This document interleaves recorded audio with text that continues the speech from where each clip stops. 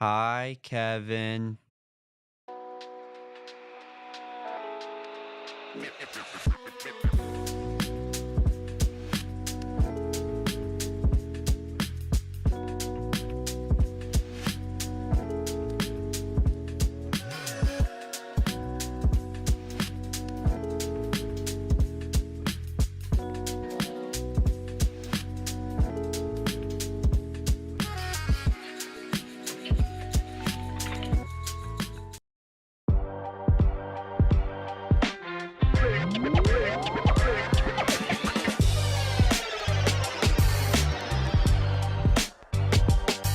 Welcome on in, guys, to the AZ Wildcats podcast. Feeling a little bit different here on a Wednesday. Not behind the Mac today because my guy, Kevin Thomas, is back in the fold. Straight off vacation, straight off his trip to Georgia. And we'll get into that here in a second. But it's good to see you, my man. And you know, how are we doing on a Wednesday? You ready to talk some Arizona Wildcats athletics? I am, Damon. I missed it. Georgia was really good. Georgia's still on my mind. Shout out to Ray Charles. And I really enjoyed my time there. I had a great time, Damon. Saw the College Football Hall of Fame. Got to teach my girlfriend about some Arizona Wildcats stuff at that time. That was pretty cool. Ate a lot of great food. Saw a lot of great fights. Hung out with a lot of cool people. It was a great time, Damon. Did you miss me? How did you do? I know you held down the fort. You held the line very well. But did you miss me at all? I did. You know, I certainly, sit here and when you're not here, Kevin, and mentally exhaust myself. So it's nice to have you back here and get back to normal life. But yes, we are happy to have you back. Did you enjoy the College Football Hall of Fame? I went very recently. Awesome. I'm interested to hear your thoughts on the College Football Hall of Fame. It was incredible, actually. It was it's a much more interactive experience than I actually could have really imagined. I know that, people have different opinions on AI and its utilization in everyday life, but I think that it was a pretty cool integration of AI, I'll say, into a museum formatting. There's a lot of interactive things you can do there and learn from, interacting with those things about not only the history of like the game itself and the greatest players to ever play it, but also like stuff like tailgating and like the combine and all that good stuff. And also you can, scan your face in there, like I said, and it'll put you up on all the screens and stuff. And first of all, mine didn't look nothing like me, right? I had my hair back like this. I should have had my hair down. I didn't know what it was for, right? So I'm just putting in answers like whatever. I'm thinking it's just like signing up to have an account with the College Football Hall of Fame. You know what I mean? And then you get to the end and it's like, you get to watch this, movie of you and you're like a great coach of whatever school you chose. And I'm like, oh, I didn't know that the hot dog answer I gave at the beginning of the exhibit when they asked what your favorite tailgating food was then going to be turned into like, I don't know. I think it was Coach Kevin Thomas. You had a very strange strategy of making his team do a hot dog eating competition before every game, leading to the big upset over Arizona State in 1950. I'm like, what? If I know, I would have been cooler. But anyway, it was a great time, interactive time. Got a lot of cool stuff. Shout out to Atlanta. Yeah. Favorite part of the vacation? Oof, it's a cool place, man. It's a good spot to check out a lot of the more touristy things because they are pretty cool. Like they're all right in that same corridor. I know I was talking to you before you went out there, and it's like they got the aquarium right there. They got the College Football Hall of Fame. They got the Coke Museum. I mean, they're all in the same block basically. Yeah, it's all like the same downtown quadrant little block right there, like you said. I loved the aquarium. I wish it was more of like a whole experience as opposed to like, okay, we're done with that section. Now go to this section. But we're not here to talk about the aquarium. But the aquarium was cool. Coke Museum was cool. Whale sharks? Whale sharks are really cool. I have some videos I must show you that I was showing people in the office before you got in of those whale sharks. But above all else, Damon, I will say my favorite night was Saturday. Watching UFC 317. Oh, look at him. He's getting giddy already. Flatline Charles Oliveira. This is not the point of the podcast. But you asked me what my favorite night was, and that was my favorite night. For sure. Yeah, for certain. I was going to say that you say that you missed this podcast, you missed PHNX, you wanted to get back here. I think you just wanted a mic in front of your face so that you could talk about UFC 317. Man, with a platform. I wish we had a whole hour for it because I could go for 3 hours on that specific moment itself. But no, it was really cool. I was at like a sports bar and like a bunch of actual Georgians, like for the country of Georgia, not just because I was in the state of Georgia. That was like a confusing thing when I was trying to tell people this. Double Georgians. Yeah, double Georgians just lining up. It was really special. 15 really to 20 cool. of them just rolled in with the flags, the whole thing, and Ilya knocks them out, and they go crazy chanting, Ilya, Ilya. Like, they're in traffic doing the Ilya chant. It's actually crazy motion that man has. But above all else, Damon, on my trip to Atlanta, this might sound strange, but I realized that Tucson is king in the state of Arizona. And I'm going to look directly in the camera when I say this. Tucson is king in the state of Arizona. There is no city in the state better than Tucson.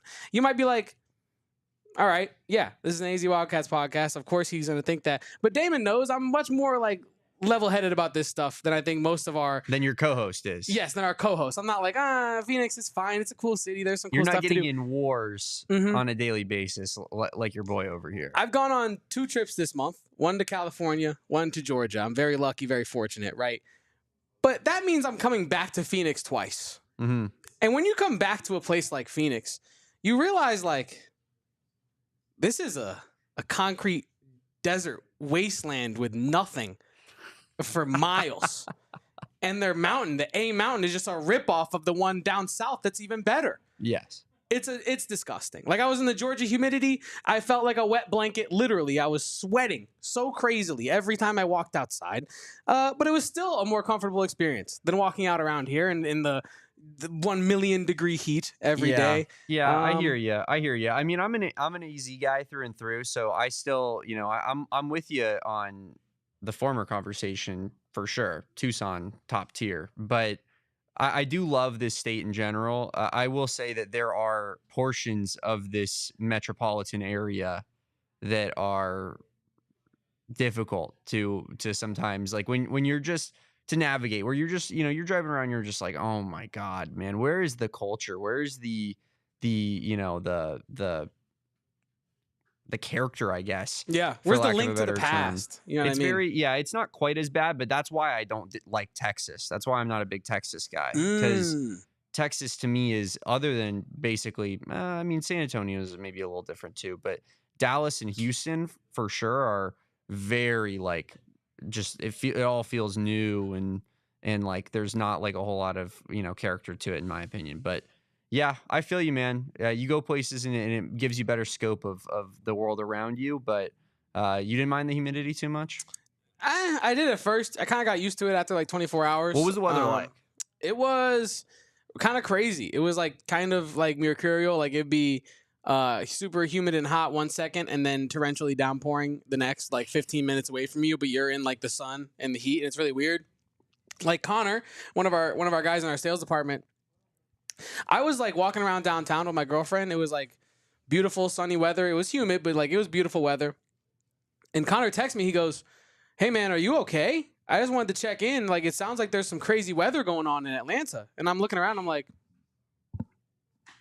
I'm good, man.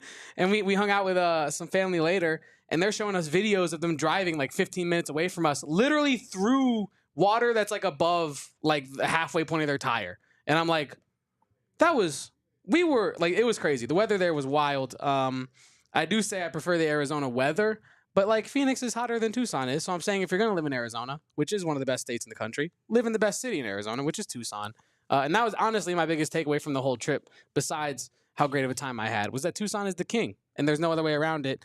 And now I will die on that hill for the rest of my life. Another guy who's the king is Tommy Lloyd. Transition. Yeah. Professional stuff. And Tommy Lloyd is the head coach of the Team USA U19 team that is, competing in the World Cup. We talked about it yesterday. They won their last group stage game yesterday against Cameroon. Set themselves up for their elimination game against Jordan. Well, it was going to take the biggest upset in the history of the FIBA U19 World Cup, according to their own website beforehand, for Jordan to have pulled that W off. But it was not to be, because the United States doubles up Jordan 140-67. If you took half their points, they still would have won the game. Just an absolute dog walking by the United States and record setting. Kevin?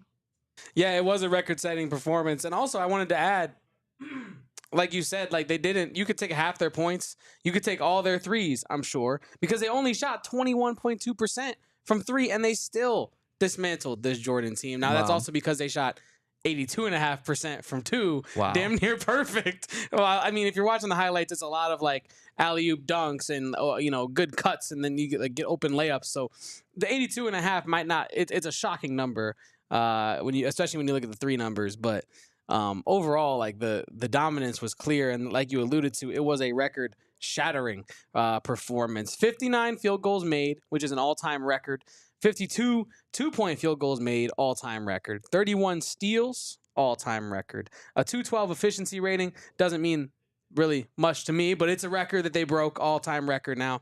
And then that's not it. It doesn't end there. They also had some second-place finishes in the record books. They broke their own record in the scoring department with 140 points, the second highest total in U19 World Cup history. Their 41 assists is the second highest total in the competition's history, and their 37 turnovers forced, the second most ever in the competition's history. So just an overall insanely dominant performance. One last record, Tyron Stokes, he had a crazy game, a triple-double, and that's not even to mention the 7 steals that he put on top of that. The first USA player to ever record a triple-double in the U19 World Cup, just the sixth person to do it since they started recording this kind of a thing. He joins players the likes of Efthymios Rentsias. I feel like I did good there. Dario Saric, Nikita Mikhailovsky, Hao Wen Guo, and John Harper Jr. of Team Japan. And yeah, so yeah, just an incredible dominant game for Team USA. And I think it's worth a mention of the records that they did break because they dominate. You know, obviously you don't want to take things for granted, but they dominate pretty much every team they play, right? And I think that when you do have records that have been shattered and the numbers of records that have been shattered in this game, it is worth a mention. Yeah. Saul and I talked about it yesterday. You know, I think that a lot of these teams, if there's a, not that there is, but if there was a very, very good Jordan player that was like an NBA caliber prospect in the same way that Koa Peat is, he'd be on the Jordan national team. Yeah. Right? Like, yeah. So you're watering down a lot of these different countries that you're playing, whereas the United States is going to have by far the biggest talent pool. So you expect to win these type of youth tournaments, I think, if you're the U.S., but it has been cool to see the way in which they've gone about these W's. They've really spread out the minutes, Kevin. Like it's not a situation where AJ DeBansta is, going out there playing 35, getting his run and everybody's got to back him up. It's actually probably more so the opposite of that. Like I think Tommy Lloyd has done a great job of almost shelving his top caliber guys, especially after they get out to Leeds and then giving them some rest. Proven here by Koa Peat, who plays 13 minutes today and scores 13 points, Kevin. That simple. It's that easy. Yeah. A point a minute. He also adds 3 rebounds, had a plus minus of 23. I mean, a great game from Koa Peat. 12 of those 13 points came in the first half, Kevin, as well. So just really didn't get a ton of run to start. Or I think he did to start the second half and then immediately went out and didn't play again. So yeah, I mean, it's just I feel that they're going about it, their rotations in an interesting way. It's a culmination of a lot of different talents. And despite Koa Peat not getting to play a whole lot, he still shows you why he's this elite basketball player every time he steps out on the floor. Yeah, like you alluded to, Koa Peat plays the fifth, but pretty much tied for 4th lowest amount of minutes in this game with just 13 minutes and 10 seconds.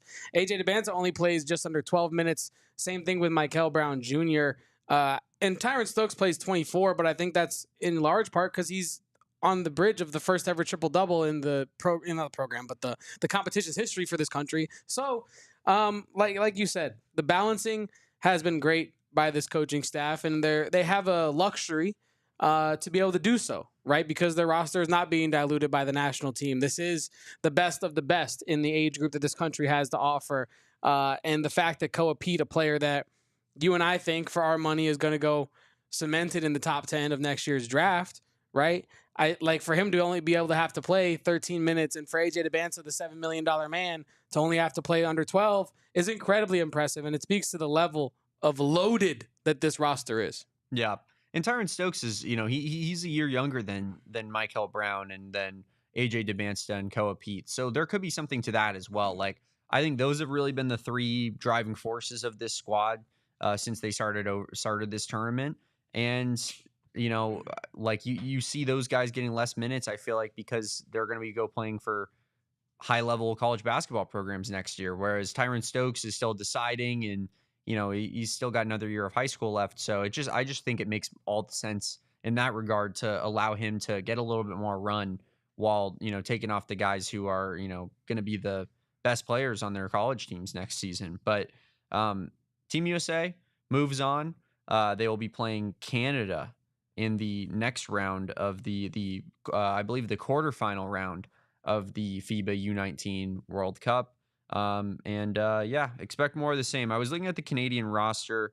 I'm sure they have a couple players that are pretty coveted by college coaches and scouts, but no one that I was familiar with just by scanning it real quick, Kevin. No like blue chipper type of prospect as far as I can see. So should be another W for the United States. And that game will happen on Friday. There's going to be a little bit of a gap now. We've been going every day, but no game tomorrow, and then game on Friday. Yeah, Canada defeated Mali by 25 today in their round of 16 game. Like we were talking about this earlier because Switzerland upset. Nibalo suit up for Mali. Yeah, for real. I was actually going to say, could Shea Gilgeous, does he have any eligibility left to try to get a birth certificate to be in this competition for Canada? Yeah. Because, like you said, they don't have any blue chippers. And if you are going up against an American team that has pretty much only blue chippers on their team, you're going to be fighting a very uphill battle. Not to say that it's impossible, that they can't do it. But, like, Tyron Stokes, Stokes in this last game, he missed 2 shots. 2. One of them was a 3. One was a 2. He did miss 2 free throws. Can't be having that. But 9 for 11 with a triple-double and 7 steals. And he's a high schooler. You know what I mean? Like they're not even having to break out the Koa Peats and the AJ DeBanstas when it matters most because they have guys like Tyron Stokes and Brandon McCoy. And Morez Johnson Jr. and Jordan Smith Jr. All the juniors. I'm very excited to see just the type of careers that these players are going to have, because I think with some of these national teams, you look at the rosters and you think these are some fine players. You have your guys at the top that are going to probably make the league, and some guys that are going to be on the borderline of making the league, maybe play 2 years in college, go to the league, whatever. This roster is stacked with dudes that are going to be in the NBA. Like, I feel comfortable saying that. I don't feel like this is going to be a situation where years down the line we're like, oh, whatever happened to Michael Brown Jr.? Whatever happened to Tyron Stokes? Like, I feel like, we're going to be remembering these names. Yeah, for sure. I think that's my biggest takeaway from a roster construction standpoint of this team, of like, I can't wait for 10 years down the line when we're looking at the careers of some of these players and what they've accomplished in the meantime. Because I know we're looking ahead here, but I do think if they can continue to handle business, that Koa Peat is going to add another medal to his overflowing trophy case at this point. Do we have an update on Koa Peat's trophy case? Has he purchased a new, larger one with nice gold latches? He's going to need a whole room. When it a whole comes wing to, of the house. Yeah, 100%. But just doing some slight research into some of these Canadian players, there is some interesting ties here. Looking at Tristan Beckford on their roster, he's at USF right now. He was playing in Phoenix, in his high school career, leading up to his recruitment. The next guy that I looked up, Jordan Charles, point guard, he's currently at Bella Vista Prep here in Arizona, and he's been offered by ASU. Wow. So he's in the 2026 class, unranked, but we'll see. That's a player that has some ties there. Another guy, Efioza Oliogu, he plays for Butler, I believe. Nice. Bulldogs. So they got some players on their team that are playing. Most of these guys, like I said, like 3-star recruit. That guy was Olaf Ogu was he was a 4-star, borderline 4-star as well. So they got some talent on their roster. A lot of high major players, I'd say, but mid major players as well. But yeah, interesting stuff. Nothing too crazy. Nobody that really jumps out at you, Kevin. Yeah, no, and you know what does jump out at me when we're watching these games, Damon, specifically these FIBA World Cup games, is that Koa Peat, and we've spoken about this when we saw the roster reveal video. We've spoken about this when you and I saw him in person at the spring showcase game. You speak about when you watch him in high school. His physique is insane, and I mean that from a standpoint of he is the most NBA ready player from a physicality standpoint on the court at any time during these games, and I think that's one of the more impressive things because I think we're like. If you are, a guy like Tyron Stokes, who is extremely like pro ready from a body perspective, right? He's stocky, he's strong, his ability to use his body to get to the rim and things like that. But ultimately, still a high schooler. And Koa Peat, even though he's just finished his last season of high school, that is an NBA player. When you look at him, when you look at the way he utilizes his size, utilizes his physicality, the way he moves on the court. What he's looking for out there, what he's like, how he's processing what his team is doing schematically, that is an NBA player. And I think like that stands out to me almost every time up and down the court when you're watching Koa Peat. And I'm assuming you see the same thing, but is that as well your biggest takeaway from this competition? Is that, man, I just can't wait to see Koa Peat come in and dominate the Big 12 because I have full expectations that he's going to do that based on everything we're seeing from him. Yeah. Absolutely. I mean, I think that's completely how I feel. This has just been more so just a somewhat of a, I don't know, like it makes me just feel like I'm right for I don't know. Is there a way of saying that better? No, it's like welcome to the party, right? It's just like me and you have been pounding that drum on this show for the entire time that we've been doing it, and definitely ever since Koa Peat committed. Of just like, hey man, like why exactly is this guy not higher rated? Like he looks like he's, by all accounts, from a physical standpoint, from a mental standpoint, like he is in every sense of the word a blue chipper. And I just, that's I tweeted it yesterday from our account, Kevin, like he's the best Arizona freshman since who? And it's like I think that most people are saying, Aaron Gordon or DeAndre Ayton, and it's like, yeah, because that's the class of prospect that he's in. And those guys, what was so stark about those guys as compared to a lot of the other freshmen, even high level freshmen that we bring in, their athleticism, right? Their bodies. You saw DeAndre Ayton from the moment he stepped on campus. Like you're like, that's a top 5 pick in the NBA. Aaron Gordon, same way. I can't help but feel the exact same way about Koa Peat, Kevin. And I guess we can talk about this now and go into it, because to your exact point, Damon, you look at players in Koa Peat's general skill group, right? And you talk about guys that are NBA ready in that skill group. How is Koa Peat? I'm looking at ESPN's most recent mock draft for 2026. I know it's really early, but this is exactly what we're talking about. Koa Peat is mocked at 18. Yeah, man. Behind guys like Yaxel Landenborg, who I think is incredible, but he is a super senior. Behind guys like Bennett Sturtz, point guard from Iowa, senior. Behind guys like Jaden Quaintance, who I know, is going to be a pro and he's going to be good. Like he's going to be good next year. It's going to be fine. But that's crazy. We're talking about that's insane. Yeah, we're talking about, is Jaden Quaintance being better than Koa Peat from an NBA standpoint? Jaden Quaintance is a rim protector. End of story. That's what he does. That he literally can't do other things right now in this point. I'm not saying he can't develop, but he's a rim protector, period, right now. Athlete, rim protector, end of story. Koa Peat is a I'll say 2.5 level scorer who can defend at a super high level, has the athleticism of an NBA player, has the pedigree of an NBA player, has the processing speed of it. He has every single tool you could want in an NBA prospect. And you have him at 18 behind guys like Jaden Quaintance, who have just transferred for a variety of reasons. You have him behind guys like, Chris Sinak Jr., who is going to be really good.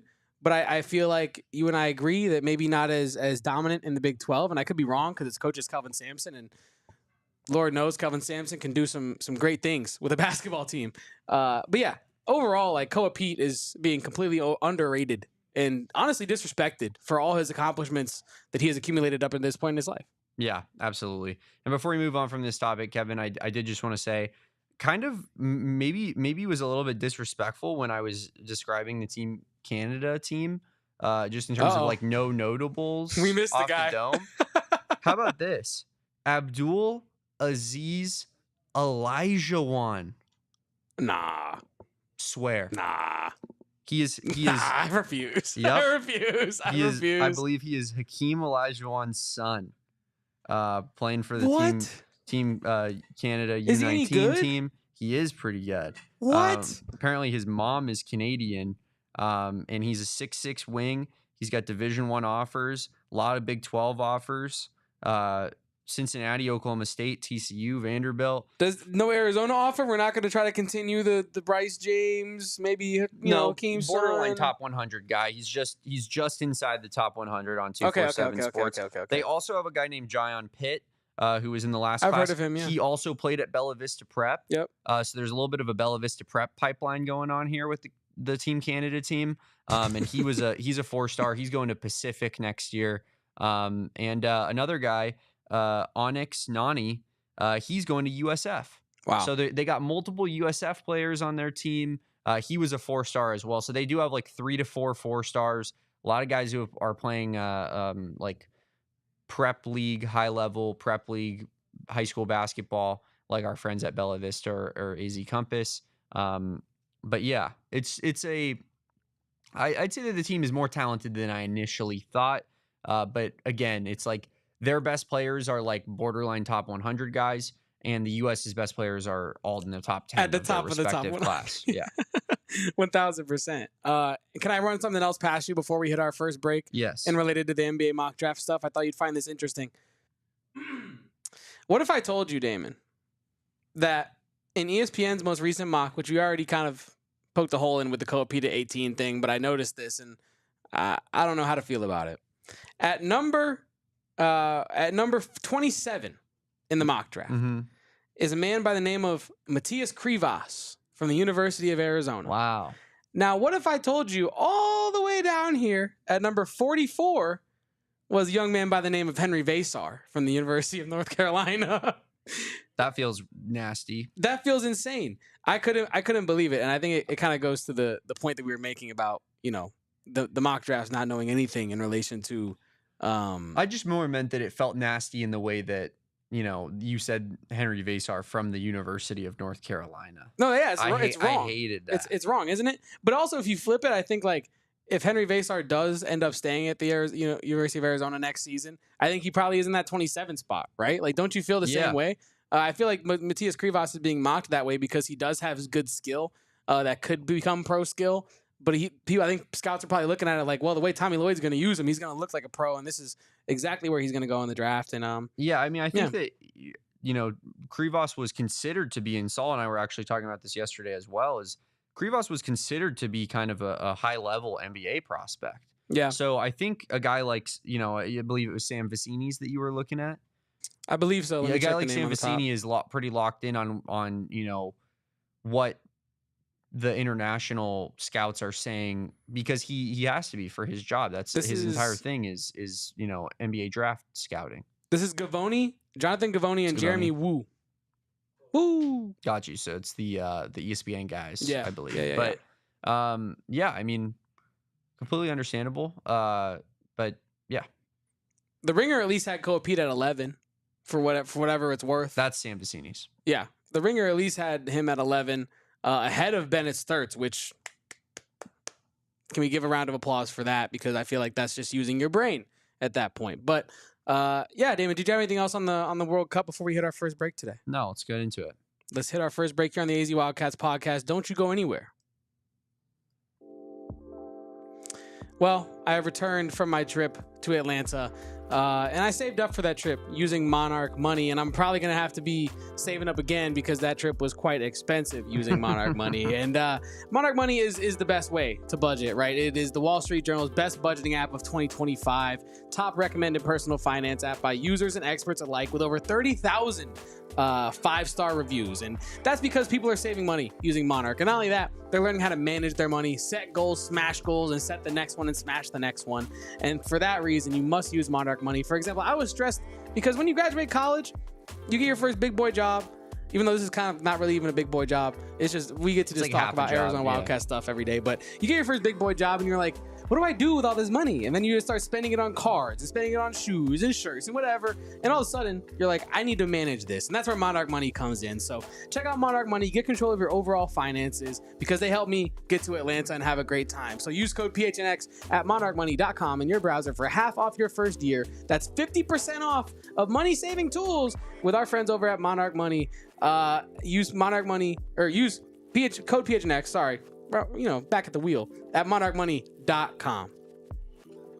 You know, Kevin, I wish I had a little bit more money in my bank account. I made a bet with one of my friends about Patrick Mahomes making Pro Bowls back in the day after his rookie season. Oh, wow. And then I went onto my Google Calendar. I got the notification for it, and I didn't know what the amount of money that I had put on the bet. I didn't know even, how many Pro Bowls he had to have made, like what the details constituted. That's where I wish that Vimy was an app when I made that bet, right? Because if that happened nowadays, I would just have my friend download the Vimy app. I already, of course, have it downloaded with my account set up, promo code PHNX. But Vimy is a brand new concept app where you can bet your friends, challenge your friends, have competition with your friends. Anyone, anytime, or anything, anytime is an absolutely brand new concept that we are excited to partner with. And like I said, if I had, told my friend Ben, like, hey, man, let's get Vimy involved in this, I would have had some money in my bank account once Patrick Mahomes clinched these Pro Bowls. But instead, I was like, I'm not going to Venmo request him for $20 for something he doesn't remember. So I just don't end up with the money. That's why Vimy is the absolute best, whether you're, chugging a beer, playing Madden, gambling on something like sports related, like I did with my buddy. Download the Vimy app and play today using code PHNX, available on the App Store and Google Play. Vimy, anyone, anything, anytime. I probably should have used Vimy with Steve Rivera, who told me that Caleb Love was not an NBA player back in the day. Because I think we need to slow the roll on that a little bit. He needs to make the team, no? No, but listen, if this is a Vimy situation, we have it in the description of the bet that if he signs a contract, he signs a contract. You are an employee. That's not how that works. In my bet, it Trey was. Townsend's an NBA player, then, brother. No, but I'm saying under the guidelines of which me and Steve were discussing, right? Of does he make it that far or not? Right? He signed a contract, and under the guise of our what should have been a Vimy bet, I would have cashed out. I think that's got to be he's got to play a minute in the NBA before you Why? Cash that bet. You and I aren't getting a contract from the NBA. How can you be an NBA player signing a summer league / two-way contract? I mean, you have to play NBA minutes to be an NBA player. Because what league hosts the summer league? It's the NBA summer league. That's the summer league. That's not the NBA. I don't know. This is a pretty black and white argument here, brother. Trey Townsend's saying. Again, I will say it again. Trey Townsend is going to play summer league basketball. He's an NBA player. Under the guidelines of the bet that I made with Steve, yes. Damon, I'm trying to win a bet here. I don't understand. I don't. You're coming at me for trying to win a bet and weasel my way into some. Then the Arizona Wildcats have like 500,000 NBA players because anyone who's ever played a rotation minute for this team gets a summer league invite. Look, man, Justin Kier, you are an NBA player. If my point was with all of that is that he told me he would never sign the contract. I told him, well, that's crazy. He's signing. He's making it. He's signing the contract. He's gonna be employed. You know what I'm saying? And yeah, so I win. That was my point with all this, is that I should have used Vimy for that, because the same back and forth that Damon and I are doing right now, you won't do with Vimy. That's my point. That was literally my point. You get the guidelines set out straight in front of you. Yes. Bees just puts here in the chat a little bit of breaking news. DeAndre Ayton expected to sign with the Lakers per Haynes Briefs. Whoop, whoop. Haynes Briefs. That's crazy. Man. Oh, that had to go through like multiple people, right? And like someone had to, for sure, like sign off on like, yeah, no, that's, he did multiple times. Anyway, Ayton to the Lakers. That's huge for the former Wildcat. That's huge. What do you think? I like it. I mean, they need a center, right? So like oxygen. If you're DeAndre Ayton, and if you ever actually want to take NBA basketball super serious, then I think this is a great opportunity. But it's also, you're probably gonna get paid a lot, and you can buy a lot of copies of 2K with that as well. So if he wants to do that, He can do that. But yeah, overall, this is a great opportunity for him. Excited to see what he can do with the Lakers because Lord knows they need a guy like him. Yeah, absolutely. I mean, like you said, like that is just one thing that they're screaming out for. If you look at their roster, was another big man. You know, I think people have some questions as to his desire to play in the NBA, his mentality, and I think a lot of those questions will be answered playing next to Luka and LeBron, right, on the Lakers, because you're playing on the absolute biggest stage possible. If his heart's not in it, you're going to see that pretty early on, and he's going to catch a ton of hate for it. As much hate as he caught on the Suns, like multiply that by infinity on the Lakers. If you're kind of going through the motions and you don't look like you're playing with intensity. So yeah, man, it's gonna have a magnifying glass on him. Good opportunity though, like you said, like in terms of fit opportunity, like he steps right in. Playing 30 minutes a game, hypothetically on a championship contender. I mean, I think you're stretching it probably a little bit there. The West is pretty effed up, but yeah. I mean, as far as a guy that a team that needed a position and a guy that needed a prominent role, I feel like it's a perfect marriage in that sort of sense. Exactly, and also I feel like a guy that not like he has a bad reputation, but just a guy that could use a little bit he does of good PR in that. Yeah, but it's not like people think he's a bad guy. You know what I mean? Like he's just people might call him a lazy player or a player that doesn't really care. But to my understanding, no one's gonna say DeAndre Ayton is a bad person. You know what I mean? So he needs a little bit of professional image rehabilitation in that way. I think LA could be perfect for that if he takes it serious and really contributes to a team that is trying to win a championship. Like you said, I don't think they're really truly, we still have a lot of offseason to go, but really contenders at this point. But anytime you have Luka, anytime you have a guy like LeBron, you're going to be competitive enough to be in these games that matter. So if indeed at 5 p.m., like Mark Stein, friend of this great company. Oh, yeah. Reported today, if at 5 p.m. DeAndre Ayton commits and signs with the Lakers, then I think that is a huge opportunity for him. And I think hopefully he takes it serious and capitalizes on it and spends less time in the virtual gym and more time in the real gym. And that's my hope for DeAndre Ayton. Yeah, absolutely. DeAndre Ayton finding himself in one of the most prominent franchises in sports as a frontline man. So definitely. Yeah, gonna have a lot of pressure on him. It's kind of crazy, right? He went from Arizona to Phoenix, and we're like, okay, this is a big move for him. And then he has the alley-oop and all that. The way that ends, it ends. He ends up in Portland. Yeah. And you're like, oh, this is pretty much wrap it up. He's gonna play for Portland and then Sacramento and call it a day. You know what I mean? And here he is, like you said, on like one of the biggest brands in all of sports, one of the most premier positions on the team. Here we go. It's honestly the true test of I think what he is going to be able to do on the basketball court, because like we alluded to, when you're playing next to LeBron and Luka, it's going to be no shortage of opportunities. And so if he capitalizes on those, he could really make himself look incredible next year if he plays his cards correctly. Yeah. No offense to my guy David Veenstra, so I hope he's not watching here, but he's leaving basketball purgatory in Portland. Come on, you mean the Celtics farm team? David knows this. He's good. Joe Cronin is a double agent. Hey, or maybe I'll just an take agent. I don't think I used that properly. He's just an agent. A double agent would be if he was pretending like he was helping you guys and thus further his agenda with the Trailblazers, which he is not doing. So, he is not a double agent, and I know agents. Yeah. That's your NBA talk for the day. DeAndre Ayton. Apparently to earn $34 million next season. Damn. Between his contracts with the Trailblazers and the Lakers there. NBA money is insane. Did you see Shai Gilgeous is supposedly making $1 million a game next year with his contract? You see Duncan Robinson's contract? I saw his last one that he signed before this one, so I feel like this one must be even wilder. It's like $48 million for 3 years. Does he or play? Something like that. He plays. Yeah, he's good. I mean, for his role. I don't watch too much. I didn't watch too much. He's like your eighth man. Damn. So it's crazy. Like you're paying. Oh my god. A ton of money for a kind of a back end rotation player, which is just goes to show, man. People always talk about MLB money. They always talk about like different sports. It's like, no, dude. NBA money. Because you got to be at the top of the MLB For to sure. really be raking it in. You're Kyle consistently. Kuzma. You're making $30 million a year in the NBA. You know what I mean? You Bro. end your career with $180 million in career earnings. Like, We're talking about Caleb Love and like, you know, him not even really having a spot in the NBA technically. He signed a contract for $500,000. You know, or not, you know what I'm saying? Yeah, you know what I'm saying here. And it's like that's a minimum. Yeah. Minimum.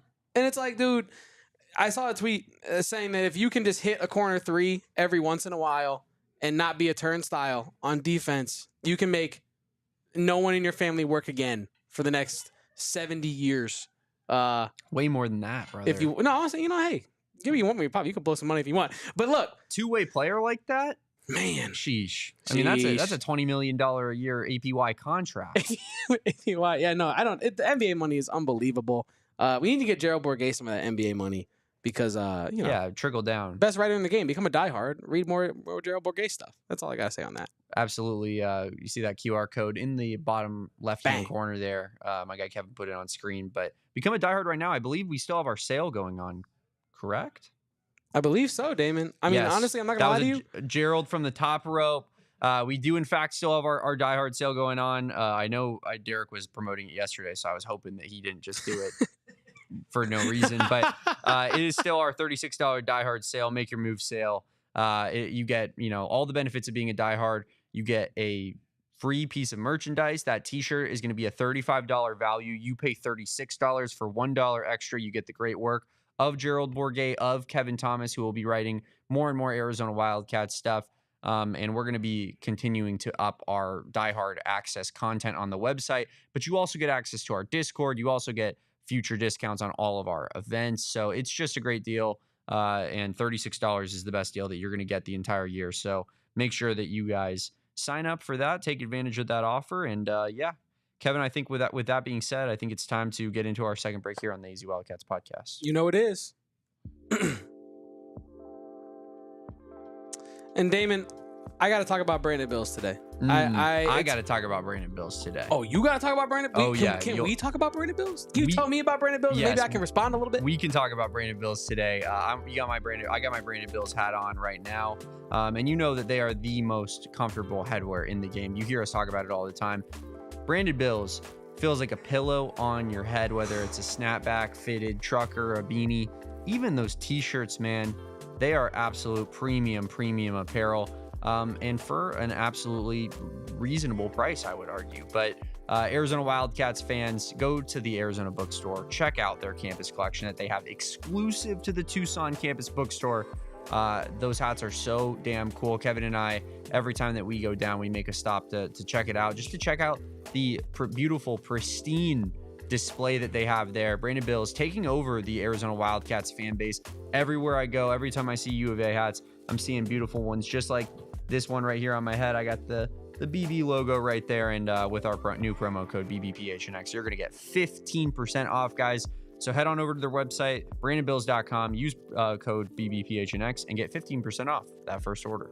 Yeah, and real quick, when I was in Atlanta, I tried on a lot of other hats because you're going and you're doing touristy stuff and you're getting, you know, looking at hats here, looking at hats there. Yeah. I kept looking at my girlfriend like, they're just not comfy, like Brandon Bills hats. The way that they like just fit around your noggin is so comfy. You don't even feel like you're wearing a hat half of the time. Yeah, check out Brandon Bills. Pristine. Code BBPHNX, 15% off, just like Damon said. And it's not really something you can do in Georgia. So I'm happy to be back in a place where I can partake in some pure edibles because, hey, vacation can be stressful. You know what I mean? And when you get back, sometimes you just got to unwind. Totally. So, you know, before you even unpack, unwind with some pure edibles. I'm sure you weren't sleeping great out there. You know. Me and my girlfriend, our Airbnb, our room, real quick, it was in like an attic. So we were like, it was muggy in there, but I could have used some pure edibles. I would have been comfy, cozy, sleep edition, unwind. The sleep edition, I would have been good. But it was founded in Arizona and is available in over 130 dispensaries statewide. Pure edibles. They're not covered in sugar like all the other competitors, and they don't have all these, you know, confusing labels. Their effects are very clearly listed on each tin, so you know exactly what you're getting into. You're not going to get surprised by any of their effects. Their gummies, they have sleep support ones, uplifting ones. You also have, you know, ones that are derived from unique cannabinoids such as CBN, CBG, CBD, and marijuana-derived THC that we're all familiar with. like I said, created right here in Flagstaff, Arizona. We're not in Flagstaff, but we are in Arizona, so it's still here. And yeah, check out Pure Edibles today because they are the best gummies in all of the land. And I will be partaking in some very soon because it's happy to be back in the state where you can actually do it. Absolutely, Kevin. Such a good point. So one of the great things about Arizona is the I think the party culture out here. We just like to have a good time, man. And you know, we got you locked and loaded with all the best, including our friends at Pure Edibles. But it's the freedom is what it is. Because you can sports gamble here. You can do a little bit of this here. You can do a little bit of that. It's just the freedom. And then you go to these other places in certain regions of the country and you're like, no. Oh, there are rules. There, like, you realize yeah. how the other half is living. Oh, yeah. And you're like, wait. Y'all are living under these rules where y'all can't do this? Y'all can't do that either? I think okay. What's great about Arizona is that, you know, a lot of the more populated states tend to be the ones that have those rules. Yes. Like you look at, like, say, a Texas or a California, very stringent, I think, when it comes to things like that. I mean, I guess, you know, I'm sure California legalized cannabis like a million years ago. I get what you mean, though. I get what you mean. Sports gambling is still illegal. Yes. It's very much illegal Precisely. out there. Texas outlaws everything. Arizona is, you're right, it's very, very free and open culture. Yeah. You love to see it, man. But, you know, another thing you love to see is something that you brought up earlier, Caleb Love signing with the Portland Trailblazers while we're on the NBA topic. We talked about it a lot on this show already, Kevin, but how do you feel about his fit with the Blazers? Do you think that he can make the roster? I do, mostly because Portland isn't moving in any specific direction right now. So I think that he is, like, he's one of these players that is coming into an opportunity to snatch minutes from the next guy. There's not like this huge hierarchy of like, well, you got to wait behind this guy and then he's playing behind. Like he has an opportunity to climb the hierarchy this summer in a way that maybe other guys in summer league won't do. My biggest takeaway, I know it's like very silly and one of the most like Kevin things to bring up on this podcast right now, but he's going to be wearing the number 2. And for those that number. Yeah, for those that know, Ayton wore that number last year. Oh, sorry to steal your flow. No, you're good. No, we're flowing together. We're all good. Because I was going to say that I think DeAndre Ayton to the Lakers is Caleb Love's fault because I think that the Trailblazers were looking at the draft board saying, oh, Caleb Love is off the draft board. I think that, or he's on the draft board still after the draft. I think we're going to sign him. We really want him bad, but he's going to be our franchise guard. And he wears the number 2. And, well, DeAndre, you're not really a franchise guy. And so I think we're going to give you number 2 and we're going to buy you out and you can go wherever the hell you want. And I think that's exactly what happened. No, I'm kidding. But I do think that it does seem funny that they took one Wildcats number as they bought him out and then gave it to the next. Caleb Love, the franchise. But honestly, I'm mostly just happy for Caleb Love to get this opportunity. He's a player that has worked incredibly hard for this and deserves, I think, this opportunity to show his skill. We've talked about it numerous times on this podcast about players that do great things at the highest level of their sport deserve the chance to play at the next level, even if it's just on a tryout basis. You got to see if they have what it takes, right? I know that you've seen it in the combine process in past years, but we know from watching Caleb Love that he has become a much more rounded player. Yeah, I don't know necessarily how he fits with the Blazers as a whole because I don't think he's going to be like playing like with the ones. You know what I mean? So in terms of his fit, I don't want to get too far ahead of myself. But for now, I'm just incredibly happy that Caleb Love has the opportunity to play professional hoop here in America and show that he is as skilled as we all think that he was here at Arizona. Yeah, I mean, I like the fit for him just solely based off the fact that they're pretty thin, I think, in that kind of just in talent, really. Yeah. I mean, let's be straight up they're honest rudderless about it. Yeah, they're just picking players and buying out players and picking new ones. And, yeah. And you don't expect Drew to probably be there for much longer. Drew Holiday gets traded there. Like, I doubt that's a team that he's really clamoring to be a part of at this stage of his career. You know, he's a guy who's been on a lot of relevant championship caliber teams. So it's like, yeah, he's going to want to go compete and you know, not just be stuck lifeless in Portland. But that helps Caleb Love too, because it's even more playing time that opens up. But are you ready for the Caleb Love and Hanson Yang show in the summer league? Because I know I am. Brother, you know I am. You know I'm signed up. That pick and roll. It's going to go crazy. That's going to be special. Movies, cinema. And he has the Kawhi laugh. Did you see that No, video? I didn't. Someone handed him. I didn't watch the full video, to be quite candid with all of you, but I did see a caption that was like, "He already got the Kawhi laugh. It's locked in that he's the GOAT." And then I watched the video, and he's kind of laughing a little bit like Kawhi, and I was like, oh, okay. If you're building the perfect player, laugh Kawhi. It's in there. Hanson Yang's got the juice. Yeah, yeah, exactly. That's what I'm feeling right now. But the pick and roll with Caleb Love is going to be incredible. What an explosive duo. Kobe times Shaq. People are saying. But Kevin, we did. That's our basketball talk for the day. I think it's time to move on to Oscar Rios and what that commitment means for the Arizona Wildcats.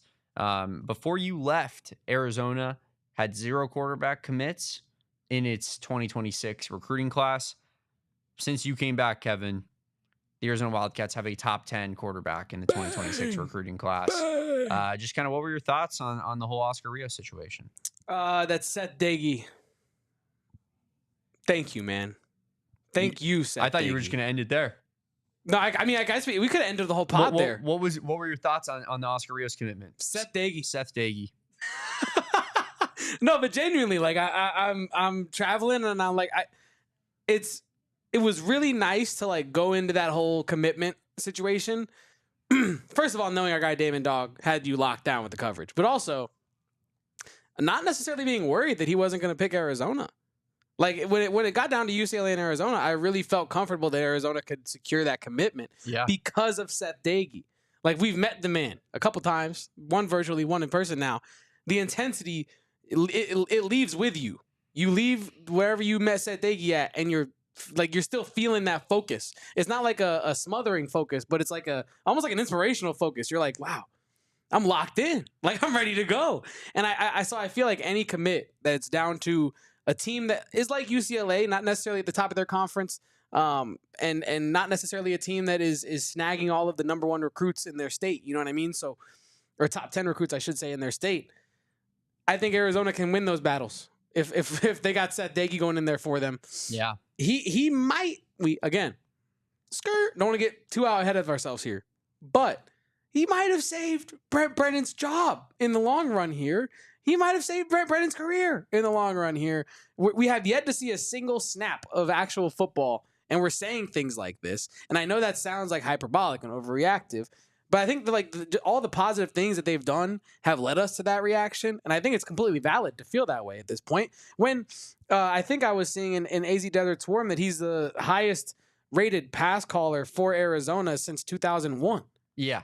Right? Yeah. And so I am incredibly blown away by what Seth Doege, he's done miracles on us. Seth Doege has. Yeah, Oscar Rios becomes the 15th highest rated recruit in Arizona program history.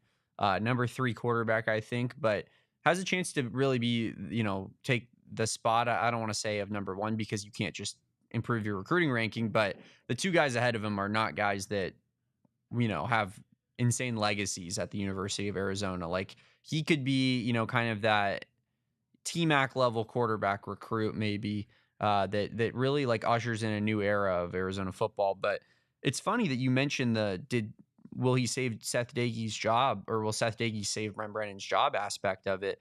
Because that was my initial reaction, was not to get that hot take off, but my initial reaction was to ask the question. And what do I find when I go on Twitter to do so, Kevin? All my ASU fangirls sending it in their group chat together and responding to me at the exact same time, like they do every single time that they respond to me, where they tweet it, or they DM each other about it for 15 minutes, and then they all simultaneously set off replies, like each other's replies. One of the most embarrassing things on planet Earth. But God. I missed you, Damon, dog. All I did, Kevin, I haven't had the chance to vent with anybody about this, by the way. I was holding this for you. All I did was ask the question, will the Seth Doege hire save Brent Brennan's job in Tucson? To which, if you don't think so, feel free to say no. Be like, no, we haven't actually seen a snap. What's funny Valid about argument. I genuinely do not understand what's funny about asking the question. What's funny about landing a top 10 quarterback in his class and being excited about that? That's what I couldn't wrap my head around when all of this was going down and I had these people swarming my mentions, these cretins, Kevin, is just like, it's like, what do you expect the reaction to be? Are we supposed to just be like, oh, no, top 10 quarterback. Whatever. Brent Brennan's still the coach. We suck forever. It's like, no, dude, you're gonna be pumped up about getting a 4-star QB. Yeah. The state of California was competing at Elite 11 a week ago and showing out. Like, I don't know, man. 6'3" as well. I just like, we're supposed to not be happy about that. No, man, your football team was bad in the last year, so that means that you're supposed to be depressed and miserable for the next calendar year until the football season kicks off. No, it's not even for a calendar year. It's forever. It's forever. It's infinity.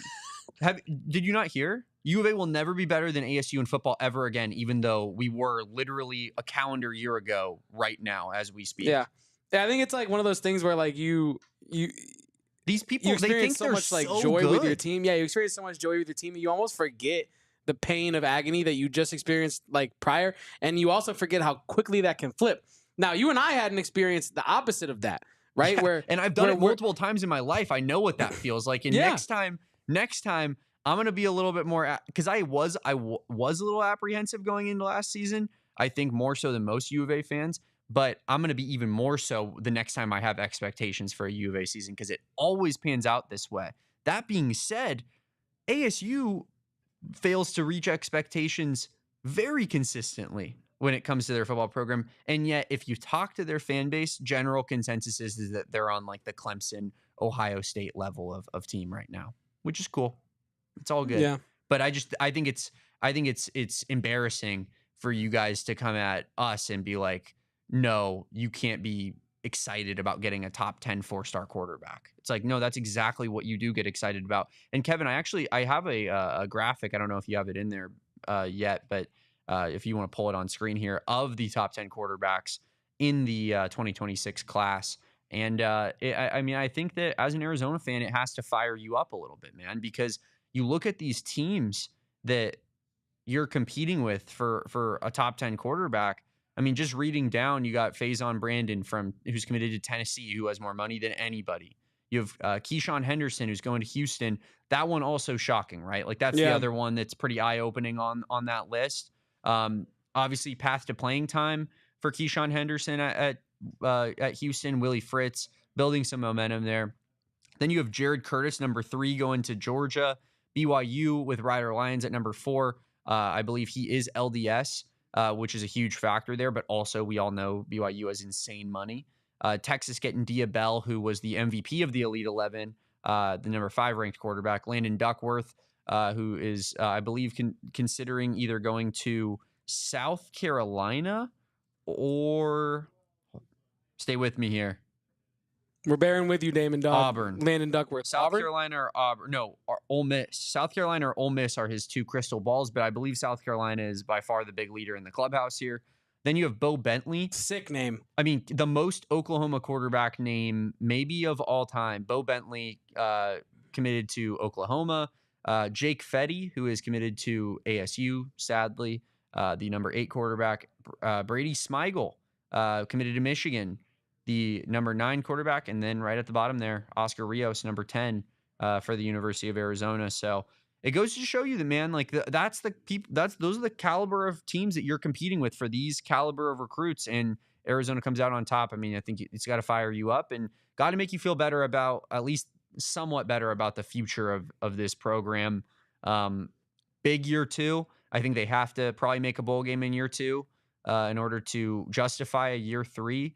But if they do, they have their quarterback of the future. They have a guy and it feels like Oscar Rios and Dash Fafita and co are going to do their best to recruit other kids in the 2026 class to come to Arizona. And I know if I have a Fafita in my corner recruiting with me, that I'm feeling pretty good. So, this could be the start of the program's upturn, if you will, prior to playing a game next season. Who knows?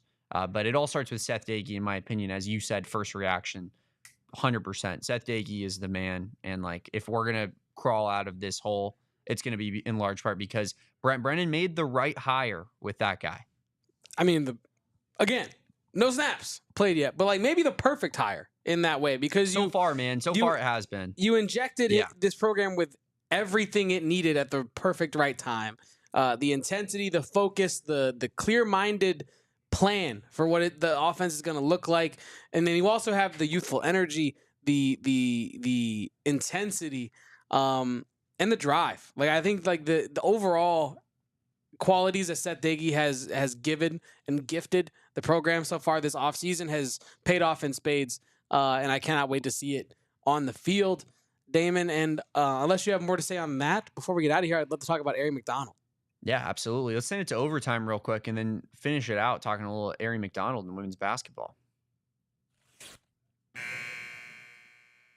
Overtime on the AZ Wildcats podcast.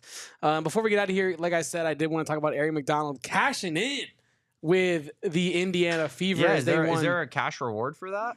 Oh, yeah, there is. Ooh, there is a $500,000 prize pool to be split between the players for the WNBA Commissioner's Cup, and that is what the Fever have won, upsetting both the New York Liberty, the third-ranked team in the WNBA, and the Minnesota Lynx, the first-ranked team in the WNBA, on their way to the victory.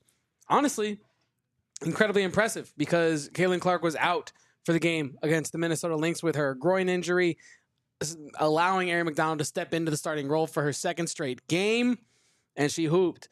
Since she, I believe, so since she signed with the Sparks earlier in the year, the beginning of the year, and then was released, she's played 6 games this year, averaging 12 points, a rebound and a half, 3.5 assists, and a steal and a half in just 26 minutes.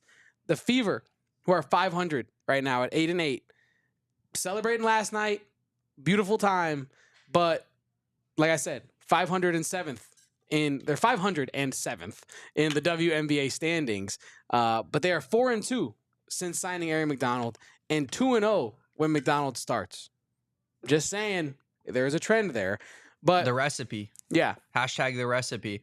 Me and Erica talked about it when she guest co-hosted on Friday's episode, talking about Aari McDonald re-signing with the Indiana Fever, which it actually ended up working out perfect timing when you think about it. The fact that Erica was popping on that day anyways, and then you get that news. But I got fever again, Kevin. I mean, I know it went out the door for a little bit, but I'm starting to feel that fever back up again. The goosebumps are starting to get going, and man, I love my squad. What can I say? I love my squad. He's off his meds, folks, and he's back on the fever train.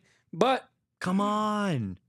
And this was my main takeaway from this, obviously, was that I'm not fortunate because it's the result of hard work and, focus and determination, but how fortunate is Aari McDonald to have gotten the hardship extension with the Indiana Fever of all teams, and then, look really good when you do play for them.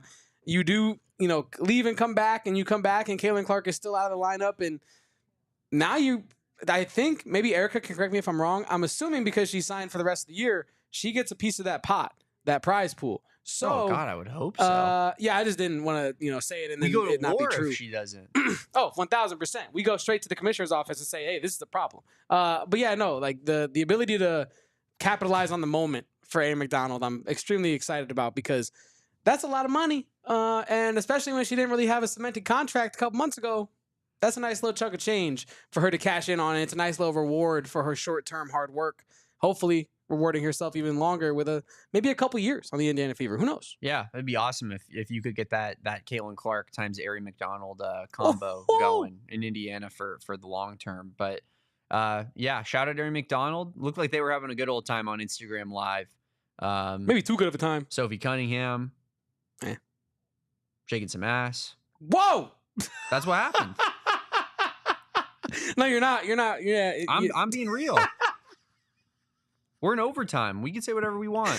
Oh my word! No, you're not wrong. That literally was what was going on. Yeah. No, I don't even. That. Wow. Welcome back, man. Welcome back. Yeah. No, there was a lot of stuff going on in that locker room that I saw. Caitlin Clark shotgunning a beer. Yep. One of the boys.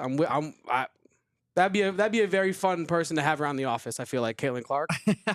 I feel like Caitlin Clark would be a great teammate, coworker, whatever. Very fun person. But yeah, that was. Can we just get out of here after that? I feel like this show's not gonna get any better than Damon saying what he just said. Let's get out of here. We're done. PKZ Wildcats We're podcast. Good. Can I go back on vacation?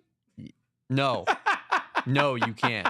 That was PKZ Wildcats podcast, and you will continue to get PKZ Wildcats podcast until one of us takes another vacation here, I'm sure in the near future. But Kevin, it's good to have you back, my man. We will catch you next time, all of you folks at home on a Thursday edition at 2 p.m., the AZ Wildcats podcast. But until then, please like this video.